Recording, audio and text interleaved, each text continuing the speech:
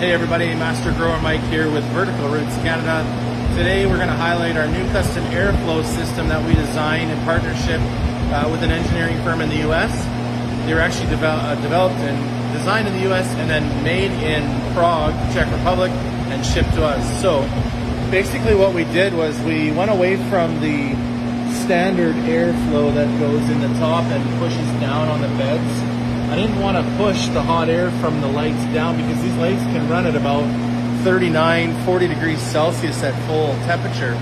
So we're pushing that hot air down, which makes your plants drink more. And I would prefer that that hot air is passed above the canopy and out of the bed. So basically we originally designed it with a 6-inch fan, but we ended up going with an 8-inch fan. We just reduced it down. And we're using this antimicrobial sock, which has holes placed specifically, which you can see up here. So we got some smaller holes pointing down to hit these plants here, and then some larger holes which are pushing the airflow across. We have a design, basically an air movement that we require, which is a bit of a trade secret, but you hit me up, I might be able to share the information with you. But if you take a look here, you can actually see the plants.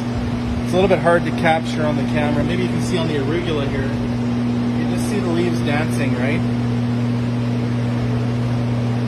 They're just shaking a little bit, and as you know, with wind, it's replicating the wind, but with wind and air movement over the leaves, what it does is it allows the plant to take up calcium and other nutrients, so you don't get that little centered browning, which everyone thinks is a tip burn, which it is, but it's because calcium can't pass through the plant. So you can see over here on our romaine, if you go right down into the center here, just perfect, right? There's no browning. That means the calcium's able to move. If you move over to this one here, you can see more in the center. It's harder to see because the lights are off. It's sleep time.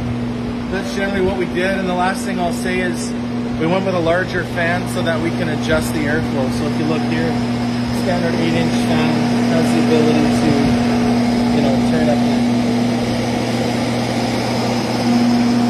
So we run them on a little bit low when the plants are smaller because they don't need as much air movement. So if you have any questions or you're actually looking to get one of these for your farm, we do custom orders. Just let us know. We can work with you on your square footage and the size, what type of plant, etc. This would work in any environment, including cannabis, taller fruiting crops, and leafy greens. So the idea is we can go all the way up to our 4th level, and they're all controlled on their own.